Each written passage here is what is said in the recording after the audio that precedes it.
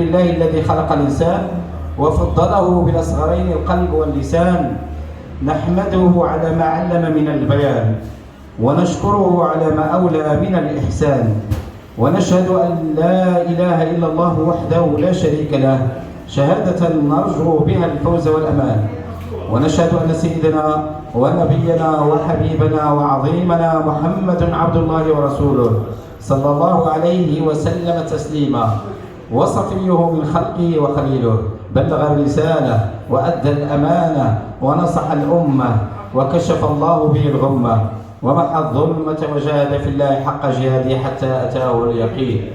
بداية نحن جد مسرورون بهذا اللقاء البهيج مع هذه الوجوه النيرة الطيبة المباركة، مع فلذات أكبادنا، مع هذه البراعم حفظت القرآن الكريم. وجدنا فيهم تقريبا 10 التي حفظوا القرآن الكريم أو أكثر، وهذا جميل. أصوات شجية، والرسول صلى الله عليه وسلم يقول لكم أوتيتن أو أوتيتم مزمارا من مزامير داود. الرسول صلى الله عليه وسلم يقول: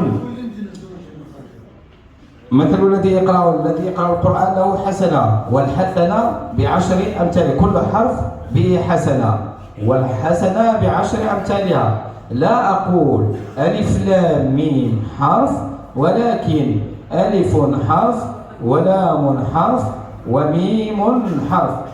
ورسول الله صلى الله عليه وسلم قال للصحابي الجليل: اقرأ علي القرآن. فتعجب الصحابي. الحمد لله احنا عندنا أساتذة هنا ومقرئين ومشايخ كبار بارك الله فيهم. السي محمد بن فضول خدينا له من وقته ومع صلاة العصر وينتظرونه، لذلك مشى باش يتمكن من إقامة صلاة العصر بإذنه تعالى. فقال له: اقرأ القرآن. فقال النبي صلى الله عليه وسلم، فقال للنبي: أقرأ عليك القرآن؟ في استغراب وتعجب: أقرأ عليك القرآن وعليك أنزل؟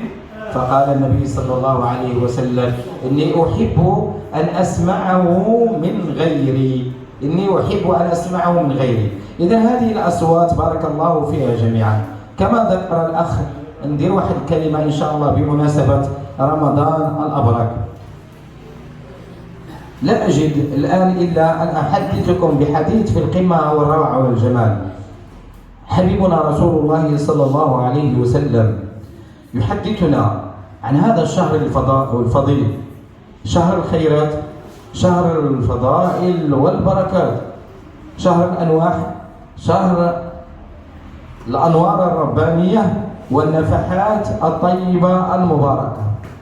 فيقول: أعطيت أمتي 5 فضائل لم يعطاهن أمة قبلها. 5 فضائل، 5 خصال، 5 مزايا، 5 عطايا. قال: أولا: إنه لخلوف فم الصائم عند الله أطيب من ريح المسك. هذه الرائحة التي تنبعث من فم الصائم، فإنها أطيب وأزكى وأعظم وأعطر عند الله عز وجل من رائحة المسك. ثانيا: أن الملائكة تستغفر لجميع الصائمين، تستغفر لهم في كل ليلة وفي كل صباح. لماذا؟ لأن في الحديث قال النبي صلى الله عليه وسلم: الصيام والقرآن يشفعان لصاحبهما يوم القيامة. هذه القراءة القرآنية وتقراوها وديكم تفرحوا بكم وتنشطوا. قال النبي صلى الله عليه وسلم: والقرآن يشفعان لصاحبهما يوم القيامة.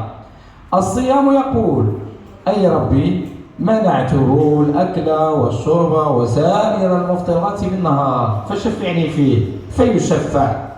والقرآن يقول: أي ربي منعته القيام بالليل من قراءة القرآن ومن قيام الليل ومن تهجد ومن صلاة التراويح. هذه دعوة باش نحضروا صلاة التراويح في المساجد، نسمعوا الأصوات الساجية، نتدبروا الآيات والمعاني القرآنية.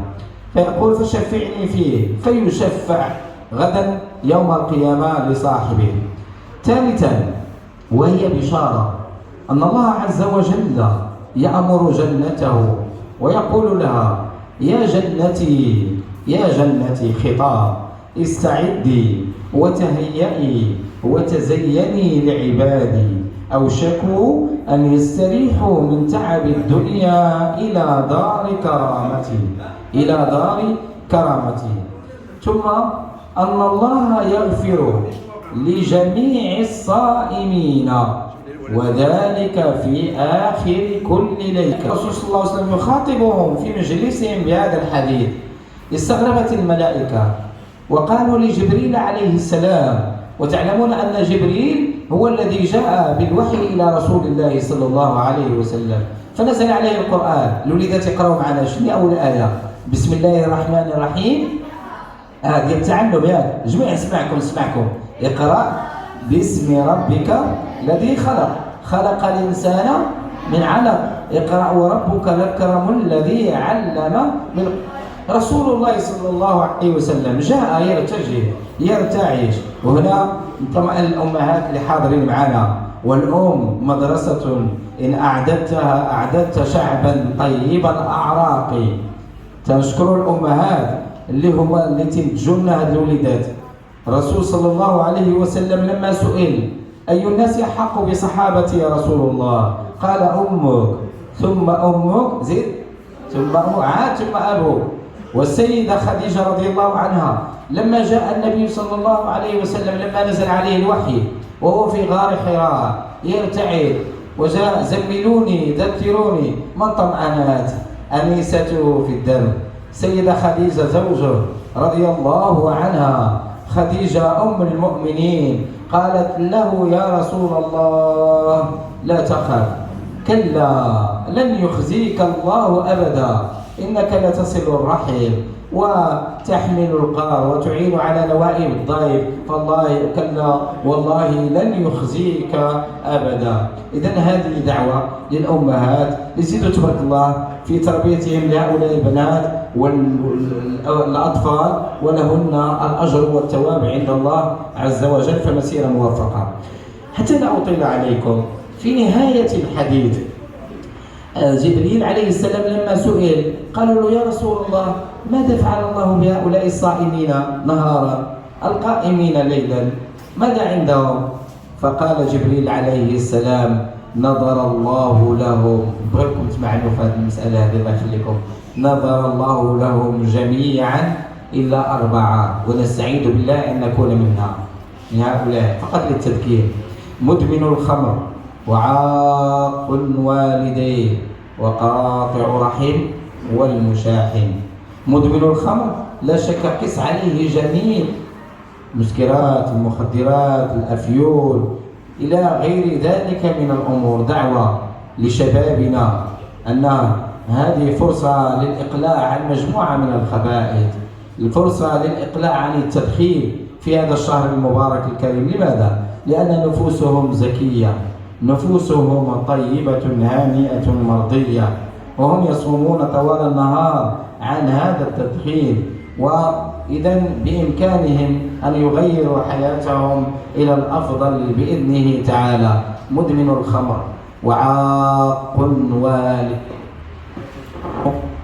والدين حاضرين معنا ولله الحمد. تعلمون أن الله عز وجل دائما يقرن عبادته وطاعته برضا الوالدين، كما قال حبيبي محمد صلى الله عليه وسلم: رضا الرب في رضا الوالدين وسخطه في سخطهما. الله عز وجل يقول: واعبدوا الله ولا تشركوا به شيئا وبالوالدين إحسانا. ولا شك أنني لا سوت الوليدات يقراو لي واحد النشيد اللي تحفظوه كلكم، ياك نسمعكم: والوالدين شحال حنان، ياك الوالدين شحال حنان ربي ذكرهم في القرآن.